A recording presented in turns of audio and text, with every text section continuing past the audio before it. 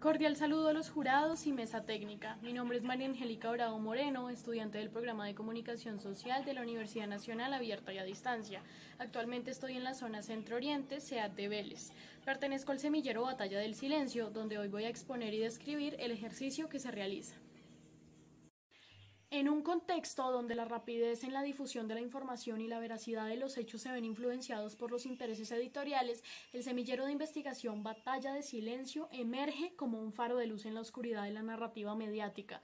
En Colombia, una nación marcada por décadas de conflicto armado, la voz de las víctimas y los diferentes actores ha sido silenciada, relegada a los márgenes de la historia oficial, pero es aquí en este semillero donde cobra relevancia el periodismo hermenéutico, que busca interpretar y comprender las distintas perspectivas de los eventos, permitiendo que las vivencias no contadas encuentren eco en la sociedad.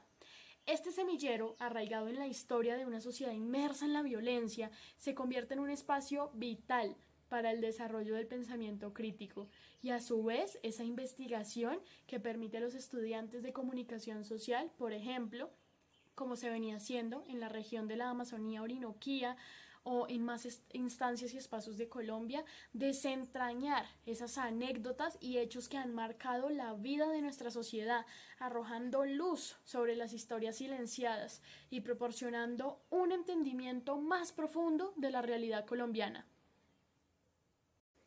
El semillero de investigación Batalla de Silencio representa una esperanza en medio del caos informativo, un faro de luz como se nombró, que guía a las nuevas generaciones hacia una comprensión más profunda y humana en la realidad colombiana, esto desde la Universidad Nacional Abierta y a Distancia. Su labor es indispensable en la construcción de un país más justo, donde todas las voces sean escuchadas y todas las historias sean contadas.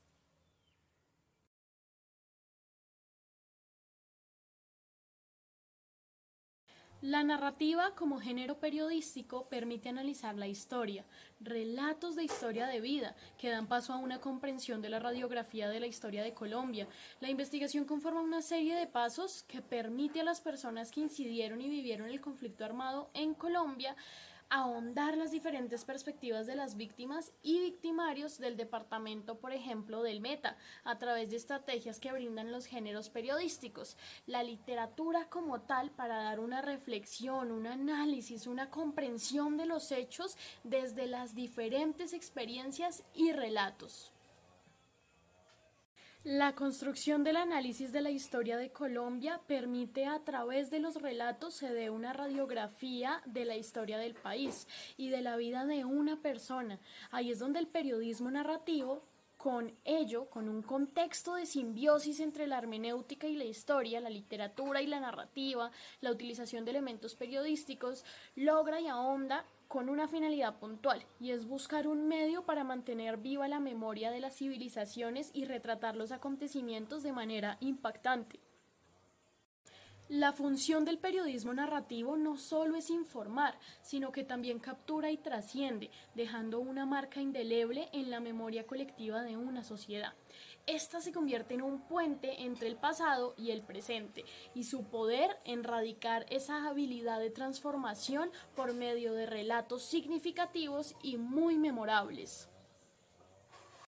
La disciplina que se ocupa de la interpretación y comprensión profunda de textos, símbolos y contextos en el contexto de la historia del conflicto armado colombiano es la hermenéutica, quien desempeña un papel crucial al analizar y descifrar los eventos pasados, esas narrativas y esas voces que han dado forma a este conflicto tan complejo.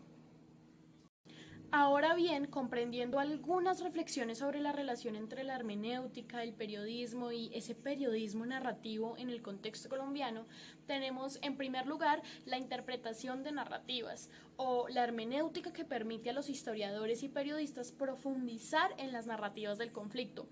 No se trata solo de recopilar hechos, sino de comprender las capas más profundas de significado detrás de las historias contadas por diferentes actores, o los periodistas que aplican principios hermenéuticos que pueden ir más allá de los titulares y explorar las motivaciones detrás de la razón.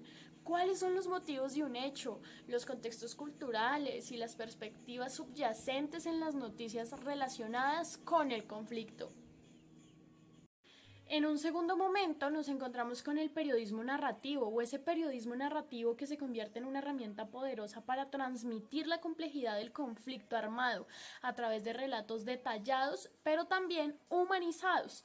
Los periodistas pueden conectar a las audiencias con las experiencias de las personas afectadas o bueno, esa hermenéutica que enriquece el periodismo narrativo al proporcionar herramientas para analizar y contextualizar las historias.